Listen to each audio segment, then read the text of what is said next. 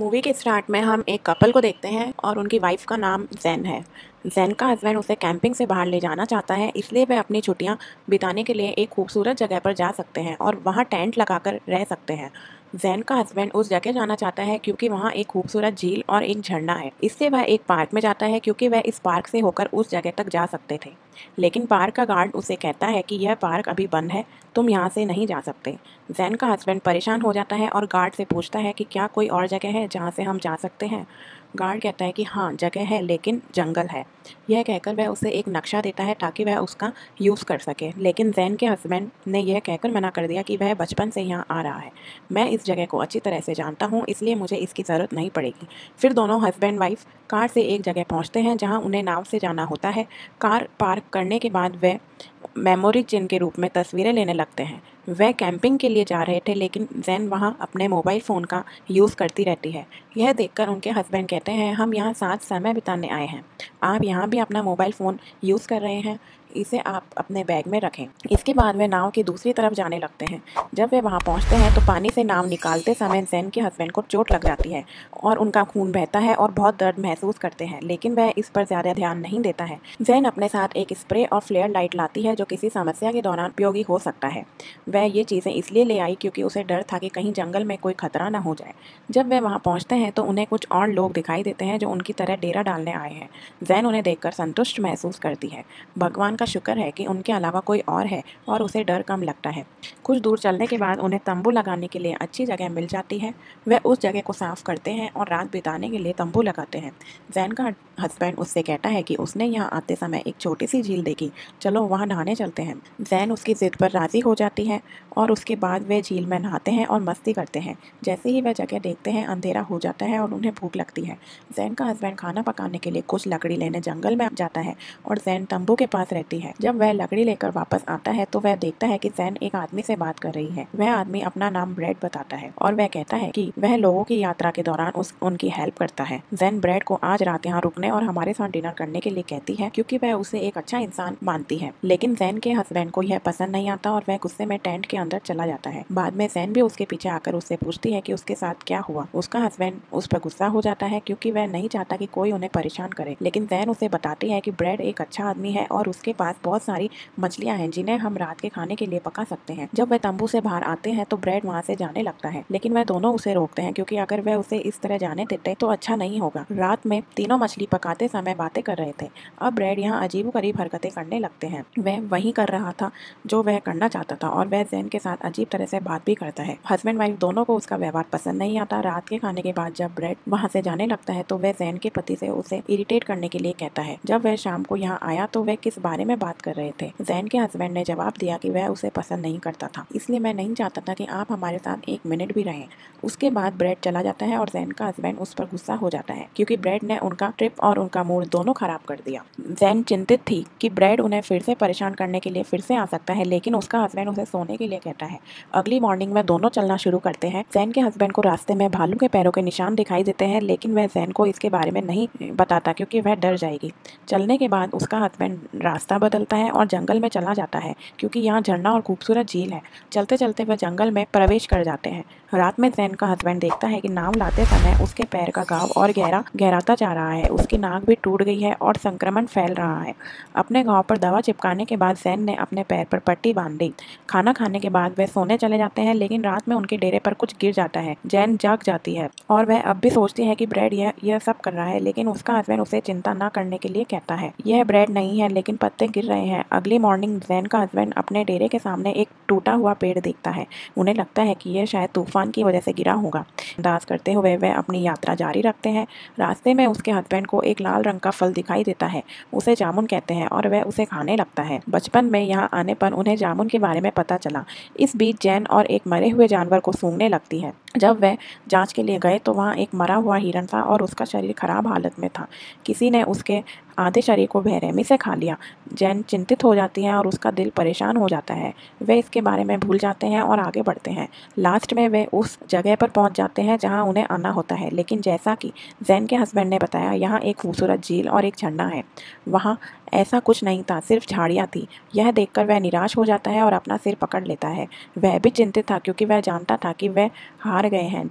जैन उससे पूछती है कि वह आखिरी बार यहाँ कब आया था। उसका कहना है कि वह पिछली बार यहाँ तब आया था जब वह स्कूल में पढ़ रहा था।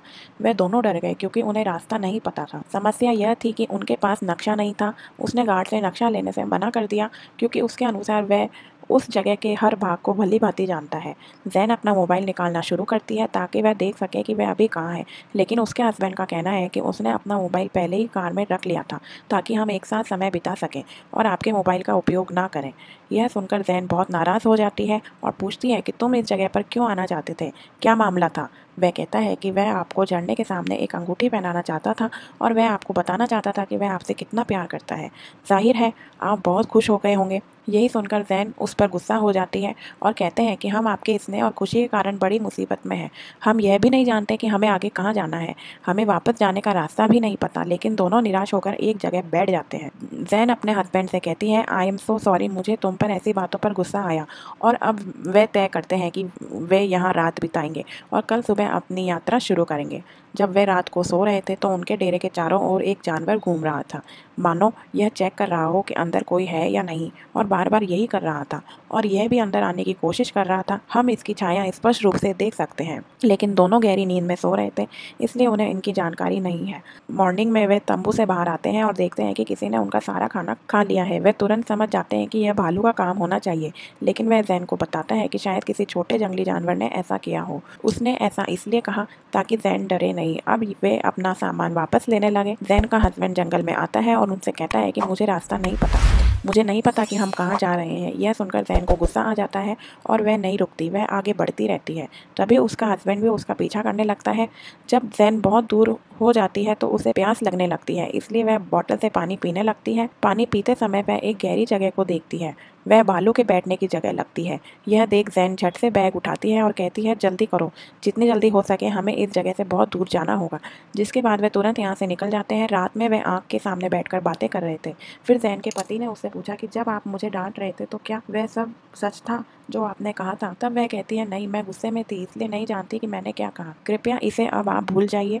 अब उसका हस्बैंड अंगूठी दिखाता है कि वह उसे झील में पहनाने के लिए देने जा रहा है। जैन अभी से अंगूठी पहनना शुरू कर देती है, लेकिन वह कहती है, अब रुक जाती है, तो आइए पहले इस परेशानी से बाहर निकलें, तब मैं यह अंगूठी खुशी खुशी पहन लूंगी। तभी अचानक उन्हें जंगल से गरजने की आवाज़ सुनाई देती है। वह चुपचाप उस तरफ देखती है जहाँ से आवाज़ सुनाई दे रही थी, लेकिन जब उसे कुछ महसूस नहीं होता है तो वह टेंट में चली जाती है। अगली मॉर्निंग जब वह उठती है, जैन का हस्बैंड बाहर जाने के लिए तंबू की जिप खोलता है और यह देखकर वह डर जाती है कि दूर एक भालू खड़ा है, यानी कि जानवर खा रहा है। फिर वह जिप बंद कर देता है और जैन से एक संकेत के साथ कहता है, चुप रहो, कोई शोर मत करो, बाहर भालू है। फिर वह फिर से जिप खोलता है और बाहर देखता है और अब वह भालू उनके डेरे की ओर आ रहा था। फिर वह जैन से कहता है, डरकर मुझे जल्दी से कुल्हाड़ी दे दो। जिस पर जैन कहती है, ओ शिट, हम उस कुल्हाड़ी को भूल जाते हैं जहां हमने कल रात तंबू रखा था। अब डरी हुई जैन जल्दी से भालू की हत्या स्प्रे लाती है और उसके आने का वेट करने लगती है। अब भालू को उनकी हरकत से पता चल जाता है कोई तंबू के अंदर है, तो यह अचानक तंबू तोड़ देता है और अंदर चला जाता है और उन पर हमला कर देता है।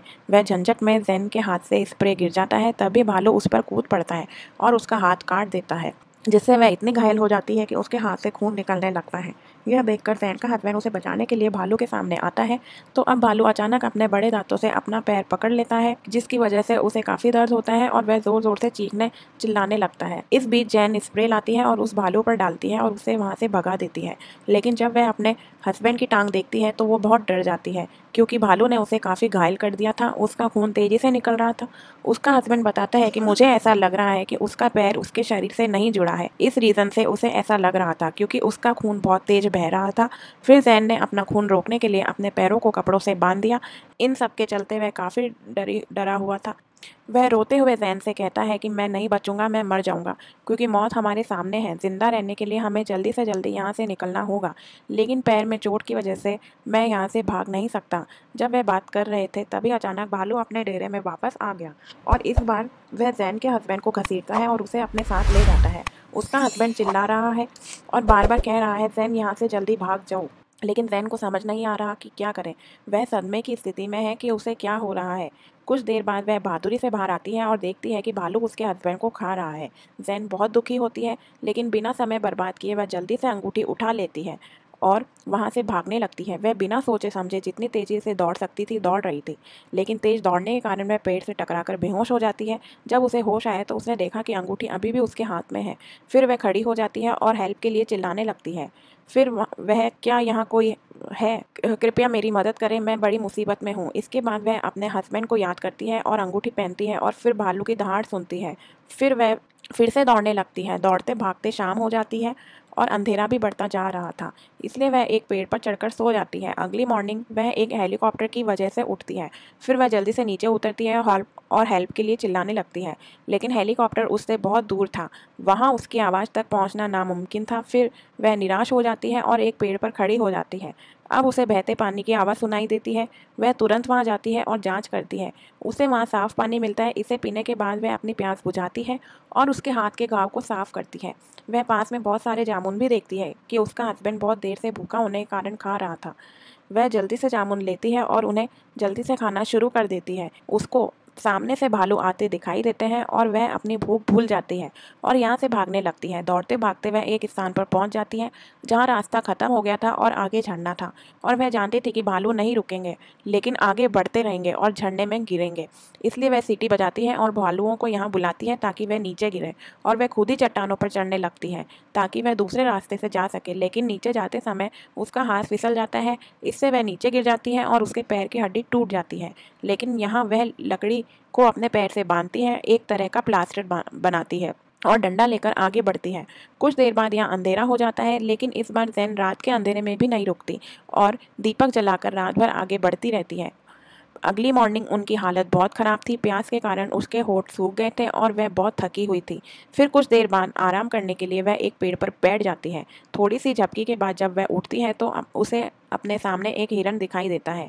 अब ये उनके लिए किसी खुशखबरी से कम नहीं था, क्योंकि यहाँ हिरन की मौजूदगी साबित करती है कि यहाँ भालुओं का कोई खतरा नहीं है। यह स्पष्ट है कि यहाँ कोई भालू नहीं है और वह खुश होकर उस हिरन के पीछे जाने लगती है।